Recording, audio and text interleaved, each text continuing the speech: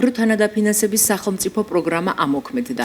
პროგრამა სოფლის განვითარების სააგენტოს მიერ ხორციელდება და მიზნად ისახავს აგროსექტორში თანამედროვე კლიმატურ პირობებთან ადაპტირებული ტექნოლოგიების დანერგვის ხელშეწყობას, წარმოების ზრდასა და პროდუქციის ხარისხის გაუმჯობესებას. პროგრამის ფარგლებში დაფინანსდება მრავალწლოვანი კულტურების გაშენება, სასათბურე მეურნეობების, მეცხოველეობისა და მეფრინველეობის ფერმების, მეფუტკრეობის, აკვაკულტურისა და მარიკულტურის მეურნეობების მოწყობა, სასურსათო დანიშნულების ცხოველების დაკვლისთვის განკუთვნილი ობიექტების, სასაკლაოების მოწყობა, ასევე გადამამუშავებელი და შემნახველი საწარმოების შექმნა. პროგრამით სარგებლობას შეუძლია რეგისტრირებულ მეწარმე ფიზიკურ პირს, იურიდიულ მეწარმეს ან მეწარმე იურიდიულ პირს. სააგენტოს თანადაფინანსების ჯამური მოცულობა პროგრამის ფარგლებში არაუმეტეს 2 მილიონი ლარით განისაზღვრება. განსხვავებული პირობებით ისარგებლებენ მერძეული ფერმის მოწყობით დაინტერესებული ფერმერები.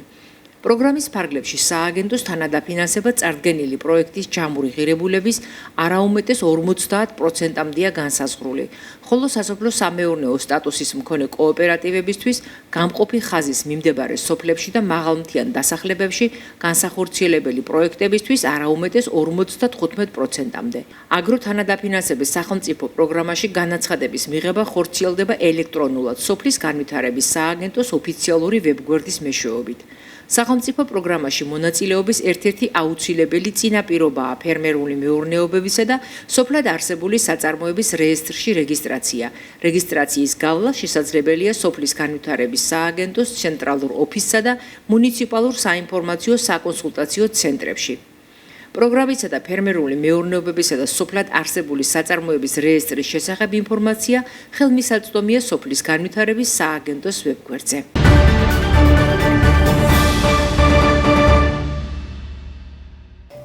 დილიდან საღამომდე ამათთან ტრიალებ. რომ ყველაზე მეტად მაისი არის ვარდობის თვე, როგორც ძველებს ვთქვამს, მაისი ვარდობის თვეაო, მაისში არის ვარდი ყველაზე ლამაზი, სურნელოვანი.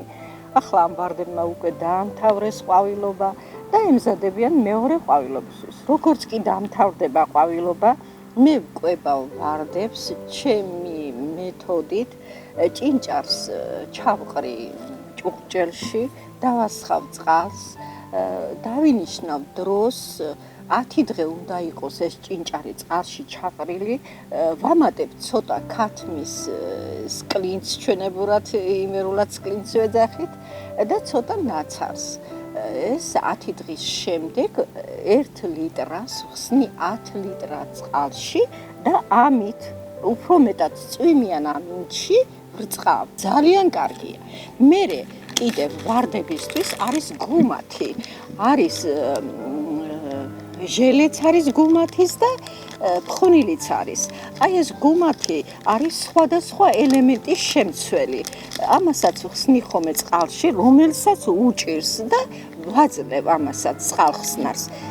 მერე ზედმეტი ნალექები არის დამახასიათებელი იმერეთისთვის და ეს ზედმეტი ნალექი რეცხავს ნიადაგიდან რკინას, რაც იწვევს ვარდის კვების გაუარესებას და ფოთლები უყვითლდება.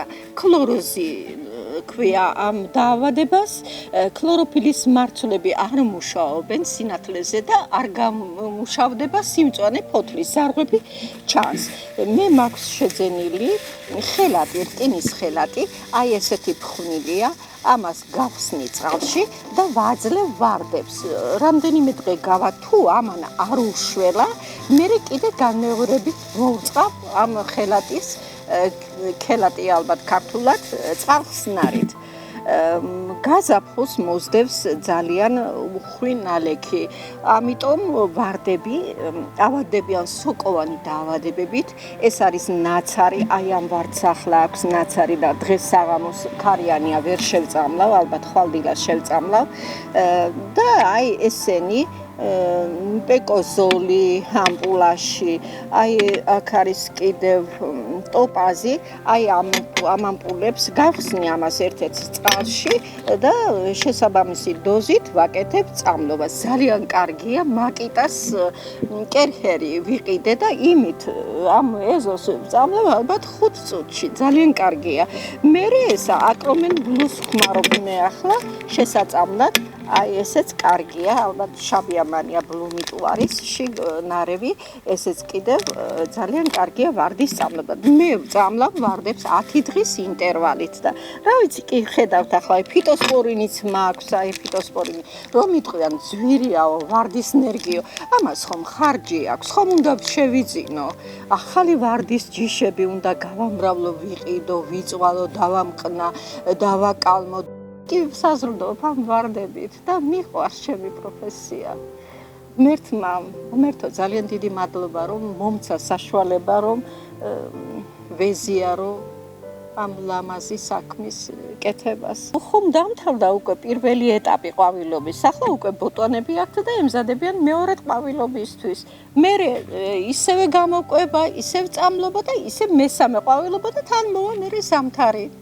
მერე კიდევ სამუშაოები მოდის, უნდა გაასუფთავა ბაღი, უნდა გასხლა, რომელიც გასასხლავია და ასე ემზადო ზამთრისთვის გამოყვება უნდა მერე გამოსაკვებად ვიყენებ. აი აქ არის ნაკრები სასუქის 5 ლარი გადავიხადებ, რომელსაც უჭირს ამას გავხსნი წყალში 3 litrაში იხსნება ერთი პატარა კოვსი და იმას დავეხმარები ხოლმე, რომელიც ისეთი ჯიშია, რომ NPK არის, რომელიც მინდა გავამრავლო, დავეხმარები ამით.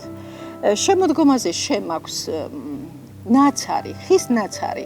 ამბობენ არ იხსნებაო, კალიუმის შემცველია ნაცარიო თუ ძმარი უნდა დაამატო და მე ამას არ ვფიქრობ, რომ ესია. ნაცარი გამომაქვს ღუმელიდან შეწვავთ ზამთარში და ასე ვაბნევ. ვიტო, ესენი ასეთი კარგი. მოდის რითმა თავისით ამ ლამაზ ბუნებაში და ხანდახან წერ ხოლმე. მაგრამ ძირითადი საქმიანობა ესაა უკვე ჩემი. ვამრავლო, ვიყიდო ახალი ჯიშები და გავამრავლო, დავაკალმო ან დავამყნა. აი ჩემი ლექსები, ესენი არიან საბავშვო ლექსები, არიან ქრესტომატიული ხასიათის ლექსები. თითოეულ ლექსში ბავშვს რაღაც ახალი აქვს და ამ ლექსის წაკითხვის შემდეგ მან იცის, რომ რაღაც ახალი შეიძინა. აი გადავშალოთ ახლა რომელიმე, აი ცისარტყელავ ლამაზო. ცისარტყელავ ლამაზო, მომწონს შენი ფერები. ახლოს რომ ვერ მოვდივარ, შორიდან გეფერები. დავეძებ და ვერ პოვე, სადაიდე სათავე. შენს უღელზე შემოვჯდე, მოვიმარჯო, სადავე. მაღლა ცაში ავიდე, ავიხტინო ოცნება. სულ ახლოდან ვიხილო, შენი გასხიოსნება. ცისარტყელავ ლამაზო, მიყვარს შენი ფერები. თუ მოვედი შენამდე, იქაც მოგეფერები.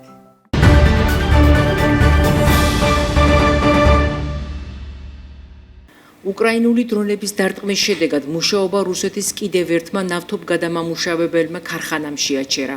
ამის შესახებ ინფორმაციას სააგენტო როიტერსი 2 წყაროზე დაყრდნობით ავრცელებს. მათი ინფორმაციით, დრონებმა პირველადი გადამუშავების დანადგარი დაბომბეს, რომლის სიმძლავრე 20,000 ტონაა დღეში. ეს ერთადერთი მსგავსი დანადგარია ქარხანაში. ცნობისთვის 8 ივლისს სარატოვის ოლქის გუბერნატორმა რომან ბუსაგირმა განაცხადა, რომ დარტყმის შედეგად 1 ადამიანი დაიღუპა, რამდენიმე დაშავდა და ასევე სამოქალაქო სამრეწველო ობიექტები დაზიანდა. მას ეს ობიექტები არ დაუსახელებია, თუმცა უკრაინელმა სამხედროებმა სარატოვის ნავთობგადამამუშავებელი ქარხნის წინააღმდეგ განხორციელებული დარტყმების შესახებ განაცხადეს. ცნობისთვის მიმდინარე კვირის დასაწყისში უკრაინული დრონის დარტყმის შედეგად მუშაობა შეაჩერა რუსეთის ყველაზე დიდმა ნავთობგადამამუშავებელმა ქარხანამ, რომელიც ომსკში მდებარეობს. უკრაინის მიერ ნავთობგადამამუშავებელ ქარხნებზე განხორციელებულმა დარტყმებმა, რომლებმაც ბოლო 2 თვის განმავლობაში რუსეთის 10 უდიდესი ქარხანა დააზარალა, დიზელის საწვავის წარმოების მკვეთრი ვარდნა გამოიწვია. ეს ვარდნა მასშტაბურად ბენზინის წარმოების შემცირებაზე კიდევ უფრო დიდია.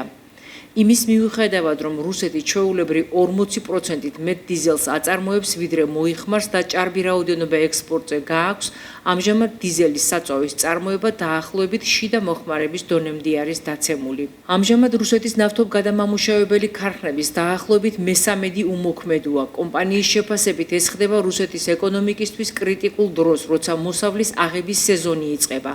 მაგალითად, სამხრეთის მთავარი რეგიონების ფერმერები, სადაც მარცვლეულის მოსავლის აღება ყველაზე ადრე იწყება, დიზელის საწვავის დეფიციტს უკვე უჩივიან.